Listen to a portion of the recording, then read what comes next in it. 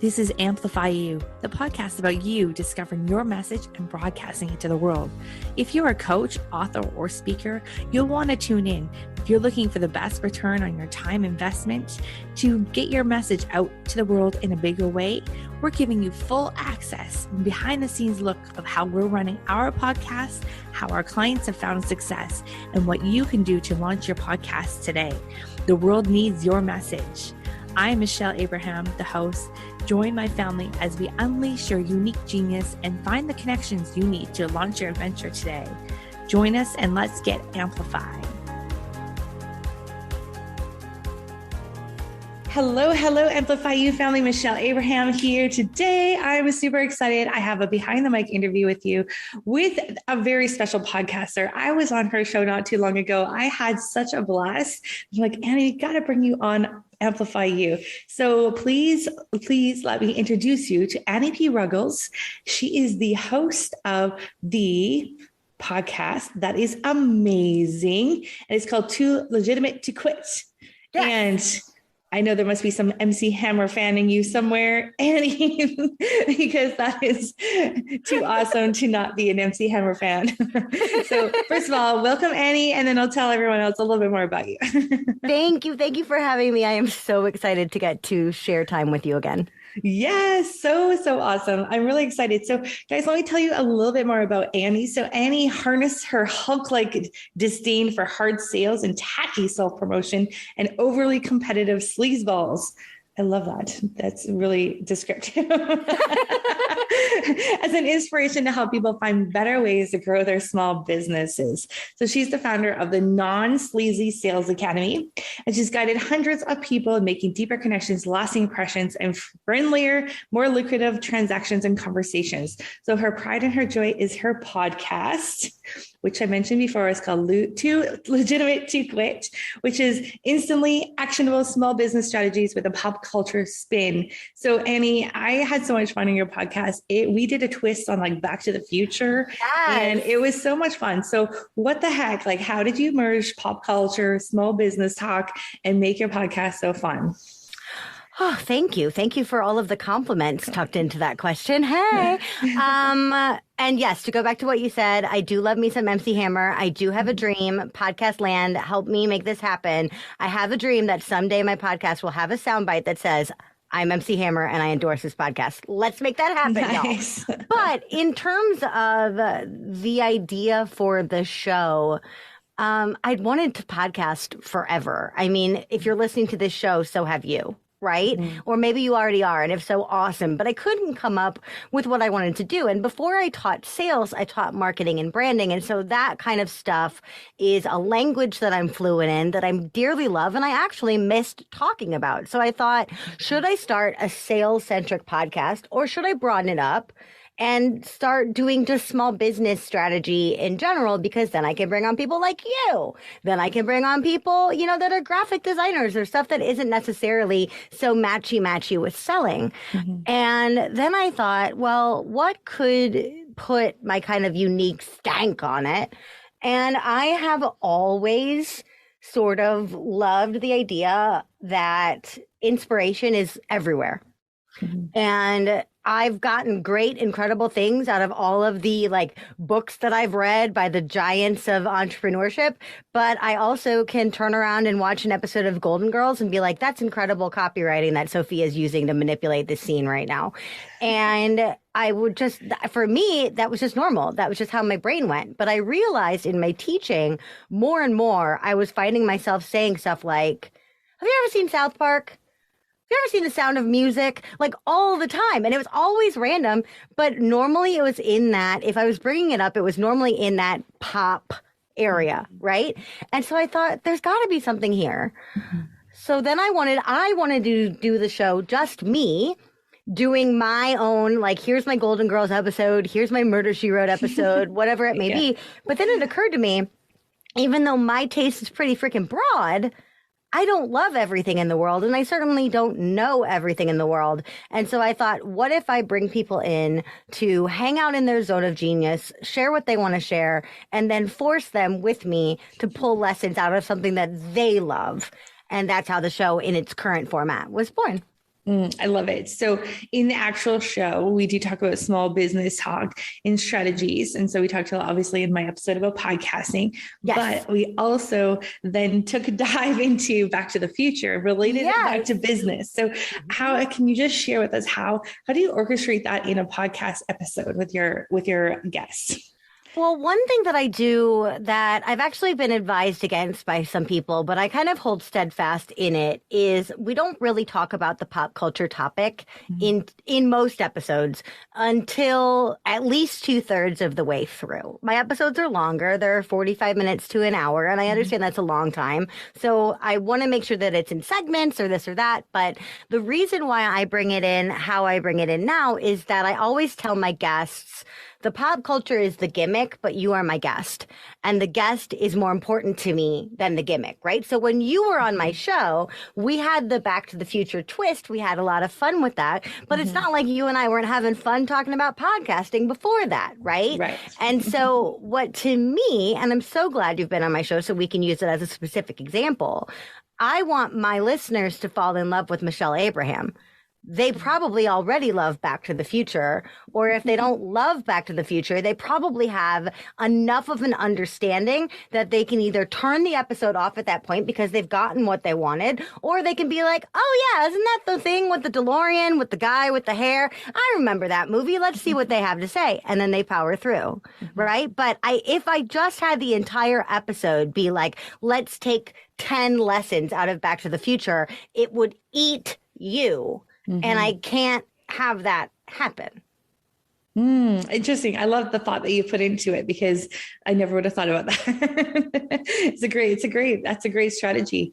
And I love that end of it, the twist at the end too, it probably like keeps people listening longer too, because they want to hear what that fun part at the end is going to be too, because they know they now know and expect that from the end of your show. So that's super cool. And then we throw in an actionable twist at the end. So inspired by decades of watching Jerry Springer, I decided that I wanted to end every episode of my show with a final thought like he did. And so I was like, wait, that's how I can make sure that the episode is actionable. Right. So like I just recorded an episode about inventing Anna, and we were talking about Anna Delvey. Oh, my God. Here we go. Anna Delvey, fraud or branding. What? And so that one was very thinky, not very doey, lots of thinky, right? But then I promise people, instantly actionable, it's in the strap line, may as well use it. So that final chunk gives me time, not to quality control, because I'm doing quality control all throughout, but it's making sure that the episode is actionable, putting a stamp on it, no matter what my guest does or how they show up. Make sense? Yep, totally makes sense. I love it. I'm only a few episodes into inventing Anna, and I'm still confused whether or not it's branding or fraud. I still don't know. Right? I mean, branding or fraud. We did the same thing about Elizabeth Holmes. Of all of her whole thing is like branding or fraud. Fraud. That one, fraud. Anna Delvey, jury's still out. Yeah. That's awesome. I love it. And so now you've had a lot of growth in your podcast. So, and I know you spend a lot of time on your podcast. You're focused on it. It's your baby. Obviously it's doing super well. So what are some of the things that you have done that you can attribute to the success of your show so far? Let me tell you what I did wrong first. Okay. If you don't mind, because I think I can't explain how I got it to work until I was explaining why it wasn't working. I was focusing a lot on content and not a lot on growth. And when I would get panicky about growth, I would just dump a bunch of money into advertising that I didn't really see go anywhere, but it made me feel better that my air quotes growth bubble was kind of filled, right? That box was checked. I realized, though, that I have these incredible guests. They want to share the show. Why am I not making sure in a more timely manner that they have what they need? Why am I not encouraging people to build community around it, to do their homework together? If every episode has homework, then we should have study hall, right? We should have come do your homework together with me. I didn't have that. I have that now. right? I didn't have the glue, honestly, to attach my podcast to my business. I didn't think it was matchy enough because I'm not teaching sales. And so I kind of hid my podcast from things like my mailing list because I was like, oh, well, I don't want to annoy them. Okay, yes, I do. Yes, I do want to annoy them. If they're on my list, they should be hearing about my podcast. And if they don't want to hear about my podcast, then they can leave my list, right? But I was being right. But I think the thing that I did wrong is I was being very precious about my show and treating it like my little gorgeous baby. And so I was introducing everybody to the baby and dressing up the baby and making the baby perform. But I wasn't actually doing anything to go out to the people and be like, hey, here's my show. So it grew well when I was just looking at people like you to bring onto the show who then fall in love with the show and listen to the show and are on the show and love the show and promote the show. But I wasn't doing anything to random small business owner X and Y to be like, hey, I understand you're having a really stressful week. I just recorded an episode about burnout. Would you like to hear it? And really, honestly, that person-to-person connection seems like it would take forever, but that's when I started seeing exponential growth, when I used it as a talking point in my own freaking business. Interesting. Did you do that like in social media groups too that you were in, like just listening to the conversation that was already happening and then find something relevant? Hey, I did an episode on this. And I tried for a while to be like, oh, you like Ren and Stimpy? Our first episode was about Ren and Stimpy. And that worked okay. But the Ren and Stimpy episode was really more about ambition shaming. And I realized that if I find a post where someone's like, I'm a small business owner and I love Ren and Stimpy, then maybe they'll go listen to it. But I have a lot better of a chance if I go and I say, hey, looks like this guy in the comments is telling you that women shouldn't be ambitious and that you should make yourself smaller. I disagree so much. The whole episode of my podcast is about it. No pressure, but here's the link. You better believe I got a DM from that lady saying I subscribed. I listened to 6 episodes in a row. I don't know how people listen to 6 straight hours of me gabbing, but they did. Right? And so that's because I went and said, you have, just like sales, you have a problem. My show aims to solve it. I don't care if that problem is making your commute better, making dinner, more fun to cook, or bringing $1 million into your business. I don't care, but I had to go out for people that had those problems instead of me relying on the gimmick of my show. I love it. And now you do all interviews. You don't do any solo shows. So as a thought leader, we are hearing a lot in the industry like that. Is that a good thing? Is that a bad thing? How are you feeling about not having your own solo shows? I feel great about it, honestly, because the final thought is mine. It's always just me. It's normally about 2 minutes long, so it really could be a standalone podcast episode on its own if I wanted it to be. But that's just the most authentic thing I have. And so because I'm allowed to, I write it myself, I record it myself. It's just me. It's off my heart. It's off my head. Because I have that, and because so much of my work and other marketing is Annie-centric, I don't feel the need to have a non-interview show. At least not at this point. But I am also a human Rolodex, and the joy of podcasting for me is meeting people like you. And if I was just doing a solo show, I mean, we're about to put out our 65th episode. Wow, congrats. Thank you. That's 65 incredible brains that I get to call friend now. If I was just doing me shows, which would be great and would have value, I wouldn't have those 65. I mean, some of them were my friends before, but I wouldn't have, by and large, at least 50 people who understand my heart, understand what I'm trying to do, and have some level of gratitude or care for me because I worked hard to position them. I wouldn't have any of that.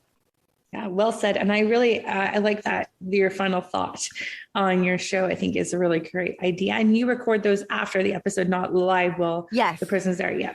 And sometimes it's weeks after. Right. And I like that, too, because, really weird example. I interviewed Holly Haynes of Crush the Rush, who is just freaking brilliant.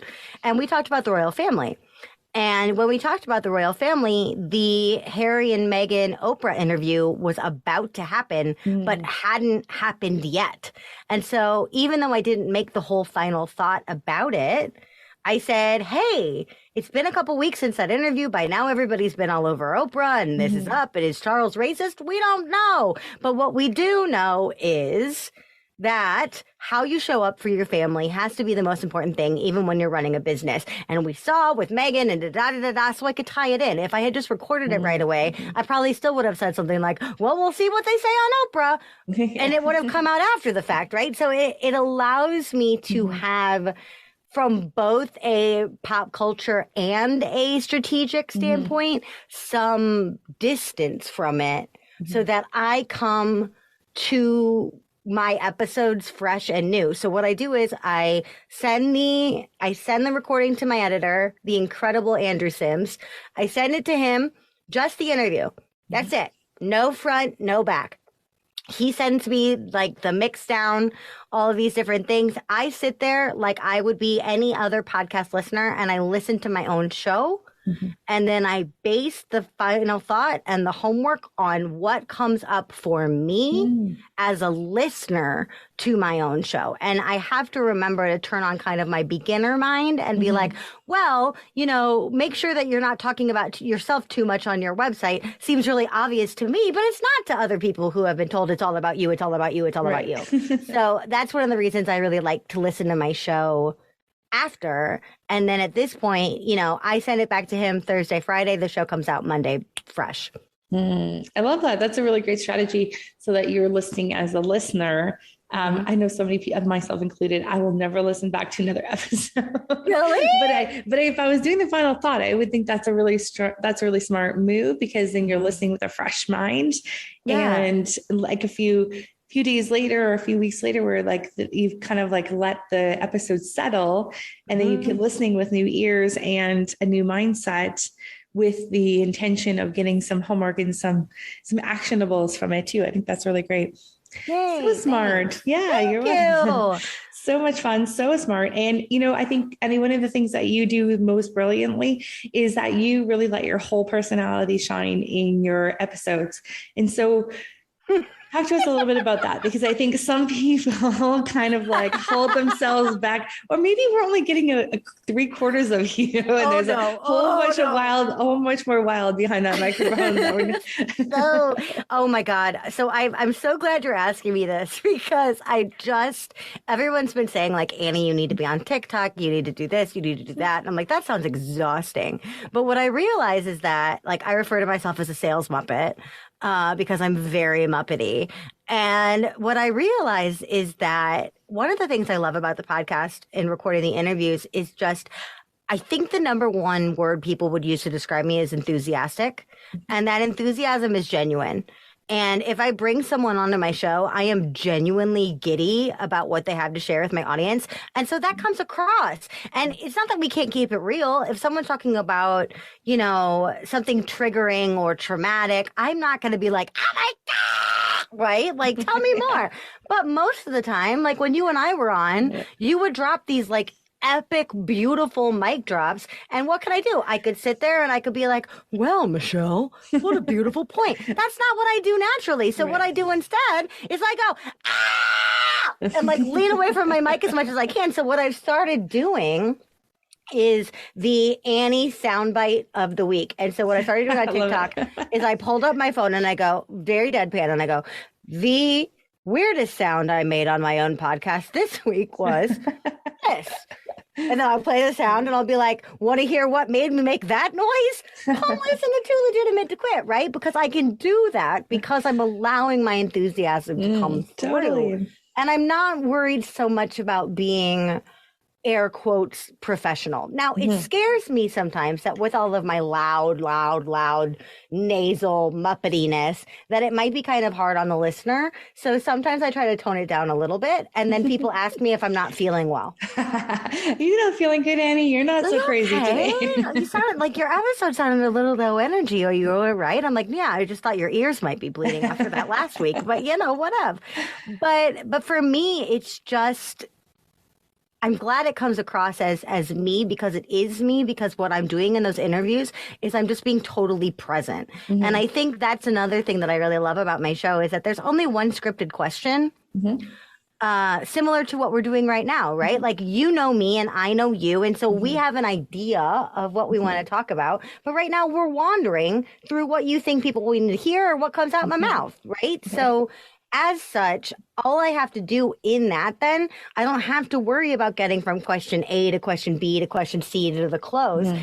I just ask them the opening question, rev them up and let them go. And then my job as interviewer is just to be present. That's it. And I feel like I know myself well enough to know if I have to be like, oh my God, I have 17 questions in 2 minutes, then I'm not going to be present. I'm not really going to be fully listening, but that's just me. But I'm sure I'm not the only one. I can totally relate to like when you have too many questions, like ready, you're focused on what the next question is going to be, not listening to what the answer is. And that's a huge mistake I made. Like before I started my podcast, when I was interviewing on a summit, and I remember, my gosh, it was actually someone who's one of our clients now, back then was like a big celebrity. And I was like so nervous to interview him. And he had such good media bites that I was like, oh, he answered that so quick, I'm not ready for the next question. It was just like, it was the worst interview ever. Oh my God. I mean, that happens all the time, like to the point where we just lean into it, right? Mm-hmm. So like everybody has mic drops. I don't know why. For a while, I started calling them tote bags because everywhere I went, I saw like white women with tote bags with sayings on them. And I was like, yeah, it's a tote bag. Like, that's a perfect tote bag. I don't know where that came from. But now all I have to do is if somebody says something brilliant, I just scream, tote bag, and then just give myself a minute to breathe. But also, I don't try to hide that, like, nor do I edit it out, right? So if you say something freaking brilliant and it blows my mind, there will be dead air as I go, well, holy stinking heck. Like, I don't even know how to come back from that answer, Michelle. Like, I don't even know. You threw me for such a loop there with your brilliance. I kind of forgot we were recording for a minute. I'm just honest about it. Mm-hmm. I love it. So fun. It's so, you guys, if you haven't listened to any show, you got to go listen to it. We'll put links to it in the chat. It is awesome. And Annie, I like how your whole show is going to have, like, your sound bites are going to have its own whole show too, right? Mm-hmm. Yes. I think that's awesome. So cool. Now, we were talking about how you and I kind of have a similar thought about podcasting, where like the whole world's so focused on downloads, but really what's really fascinating about podcasting is like the people you meet through your interviews and through your podcast. So using podcasting as a tool for networking, has that grown your business since you've been a podcaster? Oh my goodness, yes. I've hired people that I've met through podcasting, both in and out. I've hired people I've interviewed, people that have interviewed me. I've hired them. Same vice versa, right? They've hired me when I was on their show. They came on my show and hired me, like whatever. But really, it's not even who hired who. It's podcasting and sitting down to interview with someone really can be, it's not always, but it really can be a galvanizing experience for a new relationship. Mm-hmm. And when you're sitting there with someone in their zone of brilliance, you get to know them at lightning speed, and they get to know you at lightning speed. So you cut through all the professional preamble. Oh, hey, I saw you at the thing and I thought you might look cool. Here's an email. Maybe sometime we should have a 15-minute catch-up call. Nah, man, we just talked for an hour. I know the name of your kids, right? It's different. It's got a different feel to it, and it's got reciprocity in it. You showed up for me. I showed up for you. We already showed up for each other, so let's keep showing up for each other. Mm-hmm. And that, to me, has been invaluable.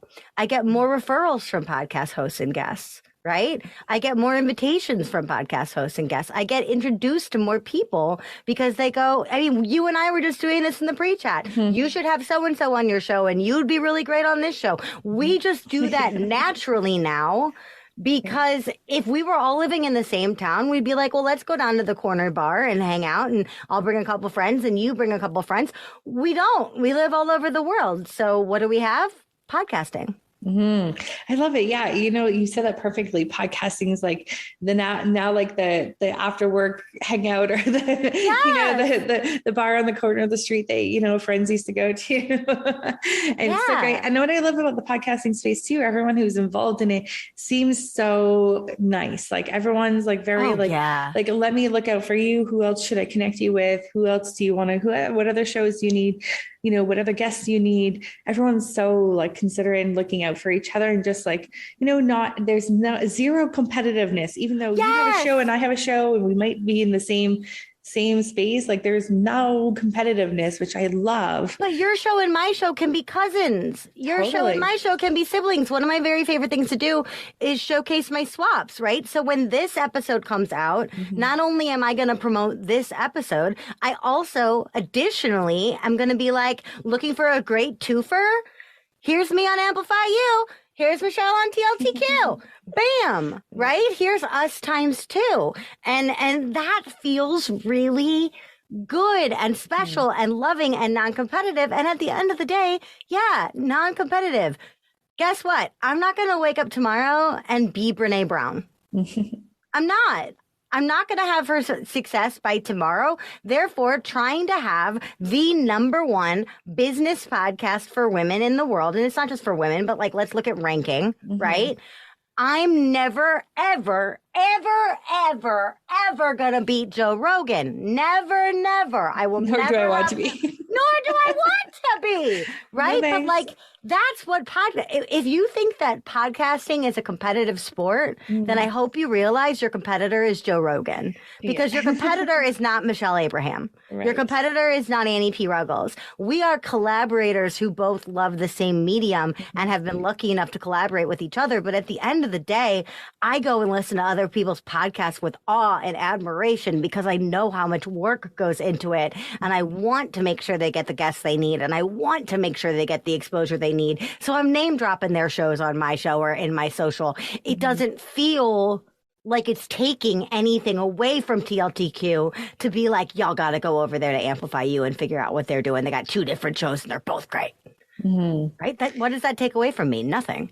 Right. Yeah. And everyone's so focused on the downloads these days that it's it's refreshing to have a different point of view and something that I feel like we talk about a lot in some of our classes, but it's because we're in the podcasting space. But I feel like outside of it's not really talked about a lot. The magic is in the relationships that are being made in the podcast experience and the exchanges overall. Anything that's what really moves the needle in your business when it comes to podcasting. And I think.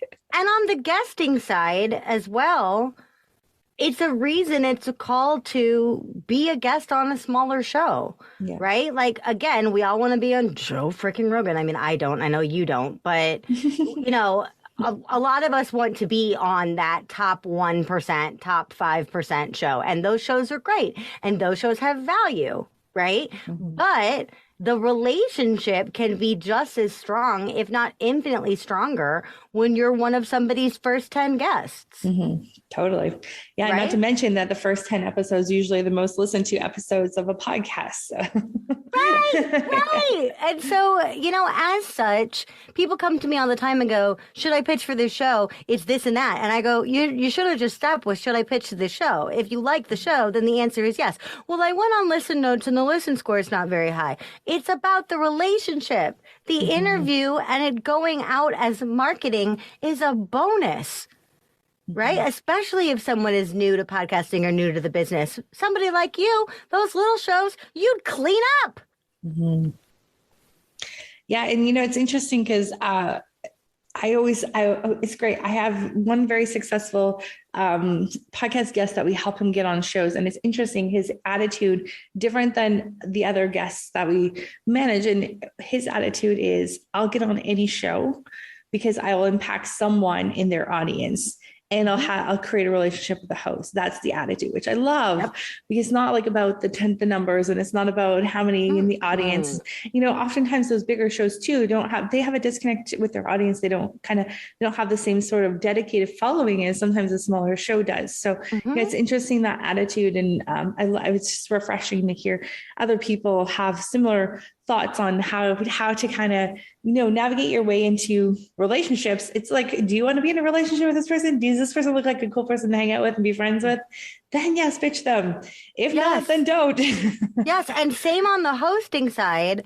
I get hit up for people on TLTQ all the time. And most of the time, if I get something from you, like somebody from you or somebody from the team at Interview Connections or somebody that I've worked with, somebody that I know, that's going to get fast tracked. You would not send me someone without being like, they have a sense of humor. They won't think Annie's obnoxious. They'll lean into it, right? Like you'll know.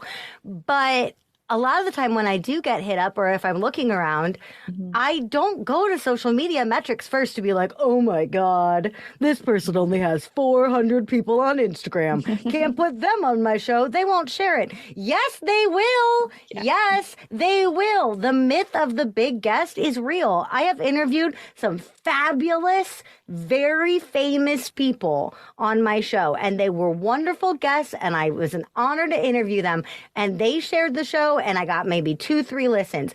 You bring somebody onto your show with Instagram 400, they are going to get a freaking billboard with your face on it being like, I was just on a podcast. I have literally gotten more listens from people with no list. Why? Because they're hungrier and more excited to be involved, right? So yes, for me, both as a guest and a host, metrics are important, but they're the last thing I look at. I love it. Annie said it. Metrics are the last thing she looks at. You heard it here, guys. Well, Annie, I hate to let you go, but we're up on our time, and it's been so much fun having you on. It's so great. And I just want to allow you to have some last words here for those of our listeners that are sitting at home still thinking about the whole podcast thing or new to getting started. What do you have for them? If you've ever been told that you're a bit much, welcome to podcasting, right? If you've ever been told that nobody would ever want to listen to you, you're obnoxious, you're too opinionated, you're too loud, welcome to podcasting.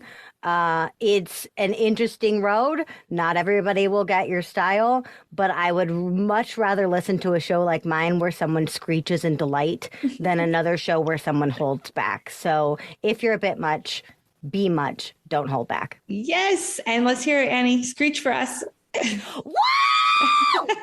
Yes, I love it. All right, Annie, thank you so much for being with us today. Send us to where you want everyone to listen to your podcast. To legitimate.com. That's TOOLEGITIMATE.com. Awesome. To legitimate.com. I love it. Thanks so much, Annie. And we'll look forward to chatting with you again soon. Oh my gosh. Bye for now. Bye. Yes. Bye. Thank you, family, for joining us on this adventure. If you're ready to be heard, head over to mypodcastcoach.com where you'll find out all the tools and tips you'll need to launch your podcast today. If you have a show already and you need some help managing it, please head over to managemypodcast.com and the Amplifyou team would be happy to help you manage your podcast. Please also head over to iTunes, like, subscribe, and review our show so we can spread this message. And until next time, be your own unique genius.